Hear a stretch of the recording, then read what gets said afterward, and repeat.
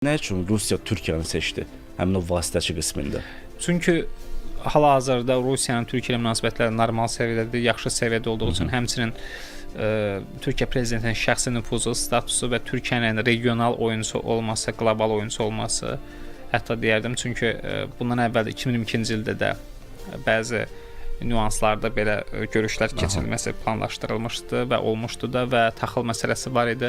Məsələn, Rusiya-Ukrayna məsələsində Türkiyənin etibarlı bir tərəfdaş kimi orada görüşlərin keçirilməsi, həmçinin Türkiyənin bir vasitəçi qismində də olması vurğulanırdı. Bir ara Çini irəli sürmək istəyirdilər, amma Birləşmiş Ştatlar narazı olmuşdu və bu baxımdan da Türkiyə həmçinin NATO ölkəsidir və Birləşmiş Ştatlar buna razılığını bildirmişdi və düşünürəm ki, Türkiyənin bir dövlət statusu olması güclü və qlobal oyunçu olması məhz onun üzərinə kökləndi, oxların hamısı. Bəs nə üçün Amerika dövləti ümumiyyətlə müharibənin bitməsinə maraqlıdır? Amma bir zamanlar silahlı cəhətdən üstünlüyü verirdilər Ukraynaya ki, müharibə davam etsin. Bilirsiniz, Donald Trump administrasiyası hakimiyyətə gəldikdən sonra onlar gördülər ki, bu müharibə uzanır və uzanmasında əslində Birləşmiş Ştatlar heç nə qazanmır. Belə deyək, yəni silahlar gedir, iqtisadi maliyyə resursları xərclənir və düşündülər ki, yəqin artıq vaxtı, həmçinin mineral maddələrlə bağlı sazişi irəli atdılar və Ukrayna razılaşarmı sizcə o mineral məsələlərdə? Artıq müqavilə imzalanıb. Müqavilə imzalanıb və Ukrayna tərəfi, Ukraynada bir fond yaradılacaq. Aprelin 30-da imzalanmışdı.